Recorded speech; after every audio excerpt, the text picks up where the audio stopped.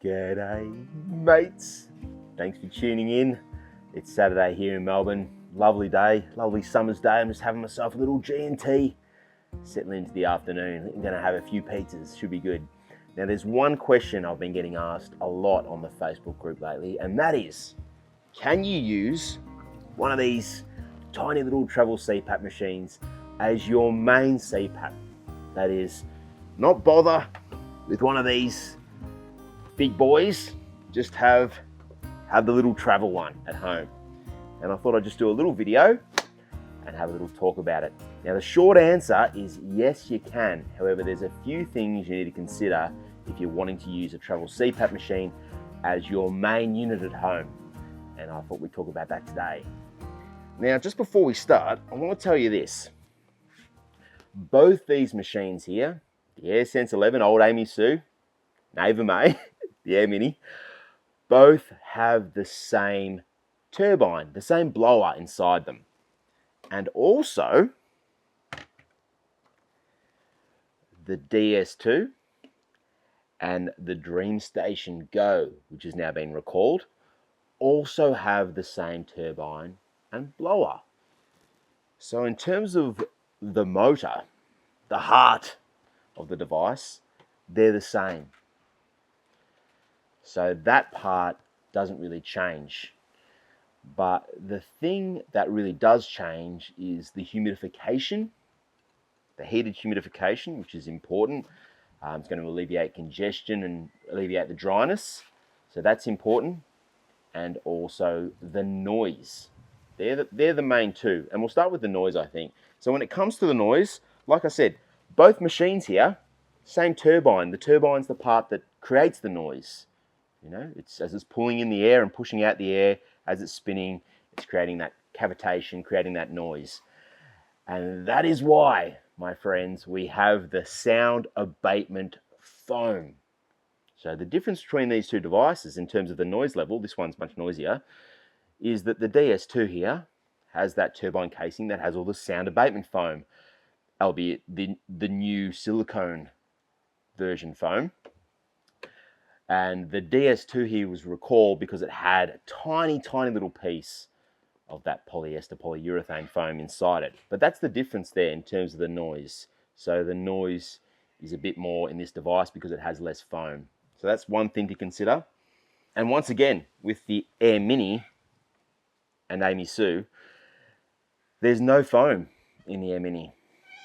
So, but it's much noisier than the AirSense 11. So the difference in the noise there is purely because of the sound abatement foam, and there's a lot of sound abatement foam in that device. And the little Breas Z2, they don't make a full-size unit Breas. They've just got the travel CPAP, no foam as well. Okay, so it is a little bit noisier. They're all a little bit noisier than the full-size unit. So that's one thing to consider, the noise factor. What I normally tell patients and customers is that if you are on a pressure of, let's just say, over 12 centimeters, you're probably going to notice the noise a lot more in the travel CPAP units compared to the full-size units. If you're on those lower pressures, sort of sub 12, it's not going to be as much of a difference. Still a bit of a difference there. And also with your age, if you're getting on a little bit and you're past 60, your hearing is not going to pick up the noise as much, so it's probably not going to be as much of a problem in terms of the noise factor. Now, the other thing is the humidification. Most people do enjoy humidification, and you will hear a lot with the travel CPAP machines that you can use these little devices, heat moisture exchange filters. And what they basically do is they recycle the moisture that's in your own breathing. So as you're breathing in and out, there's a lot of moisture in your air. If you've ever breathed onto a cold bit of glass in the morning, you'll see it fog up. That's the humidification in your own breathing. So this little filter here collects all that, and then it sort of recycles that, and that's how it works. But it's nowhere near as effective as a full-size heated humidification system. It's nowhere near as effective. They do work. It'll take the edge off a bit, but it's not going to be near as effective. So these are some things to consider.